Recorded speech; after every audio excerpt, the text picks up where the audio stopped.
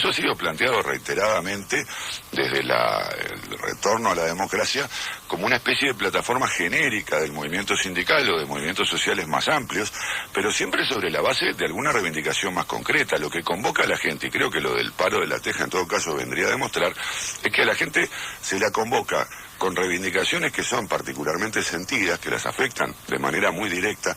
La política económica no está claro que a uno le afecte de manera tan directa. En realidad a uno lo deben convencer que la culpa es de la política económica, pero puede ser de muchas otras cosas. Y por otro lado, las medidas deben ser o bien para llamar la atención, o sea, con carácter propagandístico, ¿verdad? O buscando directamente una solución al problema en cuestión. Nadie cambia la política económica de un país con un paro de 15 días, salvo que se esté viviendo una situación de absoluta catástrofe nacional, que creo que no es el caso uruguayo y espero que no lo sea por un tiempo. Aparte, las cosas que se hacen para tratar de movernos de esta situación complicada que tiene el país, por ejemplo, el proyecto que presentan de ANCAP, 3 senadores importantísimos del Frente Amplio, son todas boicoteadas. Es una cosa que yo estoy aburrido de escuchar a gente del Frente Amplio decir no se puede aportar nada porque todo se decide en la cúpula de la coalición, no se puede aportar nada porque el Parlamento no existe y siempre es copiado por las grandes cúpulas del Partido Colorado y Blanco.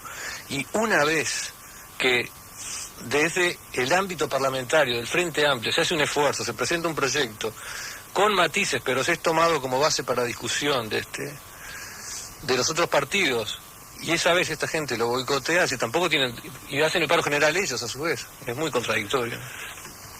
Han dicho este fin de semana senadores de la coalición de gobierno como Sanabria o como Gallinal que podrían incorporar buena parte del texto de Curiel y de Astori al proyecto de los blancos, que era el que hasta ahora tenía mayor peso, incluso si el Frente lo rechazara.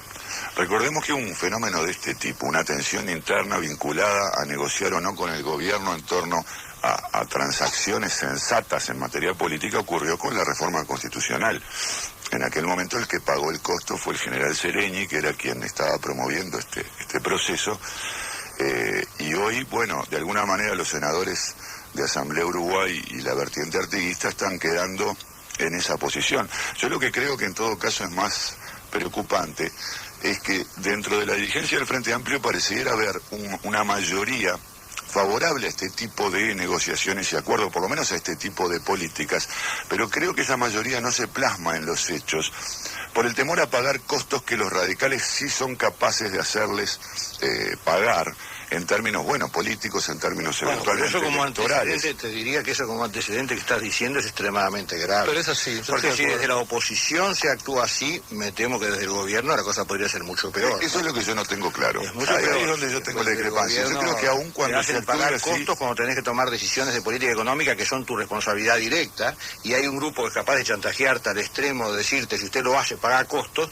y tú retrocedes. Francamente, te diría que es un pésimo precedente como partido que quiere llegar a gobernar, Es un pésimo precedente. De todos modos, creo que no es lo mismo. Creo que en el caso del Frente Amplio, por lo menos con la evidencia que tenemos, que por cierto no es mucha, uno puede pensar que no se va a posicionar de la misma manera en la oposición que en el gobierno, da muestras de pragmatismo. No lo sabemos, pero tenemos más de 10 años de ejercicio de gobierno municipal en Montevideo, que creo que es una experiencia a considerar y a tener en cuenta, y yo creo que en todo caso lo que está faltando es que algunos grupos dirigentes dentro del Frente Amplio, algún sector dentro del Frente Amplio, que cree que es posible llegar a acuerdos o negociar, intente más bien imponer esta línea, si esto es lo más deseable, y justamente no ceder ante la presión o al chantaje de sectores radicales que, para hablarlo en términos de fuerzas concretas, es decir, lo que uno ha visto en otras partes del mundo son los partidos socialistas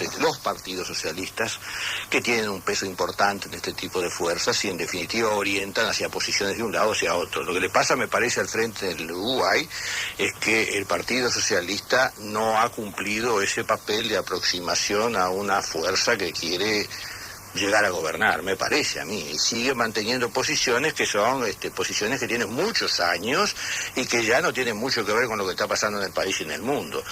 Y ese es un tema importante también, porque uno lo mira, yo no soy, no tengo por qué meterme en otra fuerza política, pero lo miro de afuera y digo, hay una fuerza que tendría que ser una fuerza que ordena al conjunto y que en lugar de ordenar, juega de una forma un poco extraña. Ahora, ¿cuál es el desenlace de esta situación?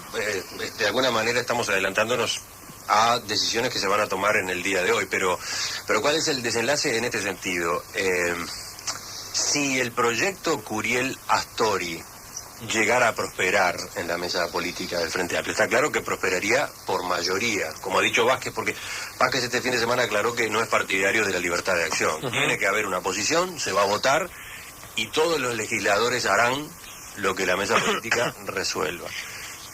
Suponiendo que el proyecto Astori y Curiel funcionara y se votara en el Parlamento, inmediatamente quedaría abierta la posibilidad de una campaña de recolección de firmas provenientes de la Federación ANCAP y probablemente sectores del propio. Es inevitable.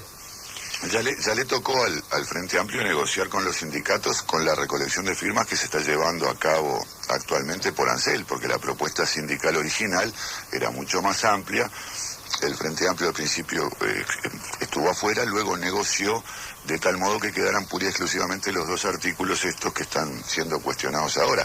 En ese momento llegará también eventualmente el momento de negociar y el Frente Amplio bien quedará afuera, dado que habrá apoyado la ley, o bien el Frente Amplio aceptará promover la derogación de alguno de los artículos que el Frente Amplio no apoyó específicamente. Pero esta tensión entre sindicato y partido, me refiero al Frente Amplio cuando hablo de partido, es una tensión común, es una tensión que, como decía Pepe, en Europa se vivió. ¿No? Los partidos socialistas que tienen raíces obreras y raíces no solo obreras sino sindicales, o sea, surgieron de la propia base sindical organizativa, vivieron momentos ya hace tiempo de tensiones importantes, las más recientes quizás son la de España, etcétera, con su base precisamente por llevar adelante políticas que desde los sindicatos eran vistas como no solo negativas, sino casi como una traición a viejos postulados. Yo creo que la Intendencia vivió este proceso, justamente en el caso de la basura que mencionaba Leo, el sindicato, no el sindicato, digamos, los integrantes de ADIOM que se dedican a la recolección de residuos son los que reivindican ese postulado, igual tarea, igual sueldo, son los que defienden a sus compañeros, entre comillas, de la empresa Sur, y son los que más han hackeado la Intendencia de Montevideo desde el sindicato. Pero hasta un punto muy relativo, porque el sistema sigue avanzando y existe y nunca nadie le ha hecho... llegado a la huelga general. Exacto, ni a la huelga de 15 días tampoco, digo. Yo lo que creo que si el Frente Amplio aprobara este proyecto, se hiciera eco del proyecto, que parece muy razonable por otra parte, sería un gran antecedente demostrar que el Frente Amplio y el movimiento sindical no tienen por qué ir juntos siempre, porque a diferencia de lo que dice Daniel dice, bueno, han demostrado en la Intendencia que son pragmáticos, pero la Intendencia tiene un solo sindicato, que es ADEOM, y este relacionamiento que tiene algunas crisis, pero que ha sido en general bueno con ADEOM, nos ha costado carísimo a todos los montevideanos en materia de impuestos. Es decir, todos sabemos los impuestos que se pagan en Montevideo para tener contentos a ADEOM. En cambio, en el gobierno central no es un solo sindicato, son decenas de sindicatos, con lo cual va a haber que arreglar la política económica, y eso va a salir muy caro. Son ya las 10 de la mañana.